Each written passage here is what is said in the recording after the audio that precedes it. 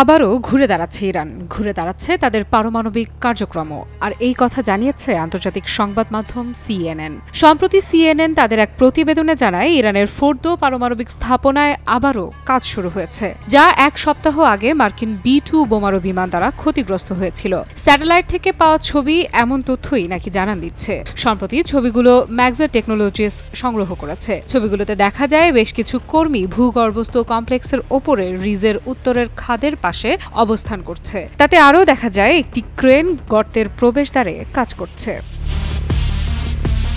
শুরুতে একটাই কথা, ইরানের ফোর্দো পারমাণবিক কেন্দ্রে বোমা পড়েছে, কিন্তু গোপন তৎপরতা থেমে যায়নি। নতুন স্যাটেলাইট চিত্রে স্পষ্ট দেখা গেছে ফোর্দোর পাহাড়ি বাংকারে এখন চলছে পুনর্গঠনের দৌড়। এক্সকাভেটর, ক্রেন, রক্ষণাবেক্ষণ টিম সবকিছু ঘুরছে সেই দুটো ভেন্টিলেশন শাফটের চারপাশে, যেগুলোতে ঢুকেছিল যুক্তরাষ্ট্রের B-2 বোমারু বিমান থেকে ফেলা MOP বোমা। শুধু তাই নয়, মার্কিন গোয়েন্দা সংস্থার রিপোর্ট অনুযায়ী ইরান মাত্র কয়েক মাসের মধ্যে আবার ইউরেনিয়াম সমৃদ্ধকরণ শুরু করতে পারে।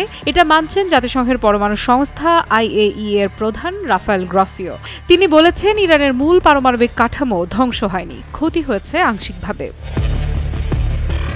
এই তথ্য যখন সামনে এলো, তখন আরেক দিকে তৈরি হচ্ছে নতুন হামলার ছক। তেহরান সরাসরি সতর্ক করে বলেছে 7 দিনের মধ্যেই আবারও হামলা আসতে পারে। যুদ্ধবিরতি আসলে একটি স্ট্র্যাটেজিক ব্রেক, যেখানে উভয় পক্ষ নিজেদের গুটি সাজাচ্ছে এবং যুক্তরাষ্ট্র ইসরায়েল গোপনে নতুন হামলার পরিকল্পনা করছে। আর এই পরিকল্পনার অংশ হিসেবেই হয়তো 7 জুলাই হোয়াইট হাউসে প্রবেশ করতে যাচ্ছেন ইসরায়েলের প্রধানমন্ত্রী বেনিয়ামিন নেতানিয়াহু, যার সাক্ষাৎ হতে যাচ্ছে সেই ট্রাম্পের সঙ্গে যিনি দাবি করেছেন ইরানের পারমাণবিক প্রোগ্রাম সম্পূর্ণ ধ্বংস করেছে। কিন্তু স্যাটেলাইট ছবি বলছে ভিন্ন কথা। তাহলে নেতানিয়াহু ট্রাম্প বৈঠকেই কি হবে দ্বিতীয় ধাক্কার সময় নির্ধারণ?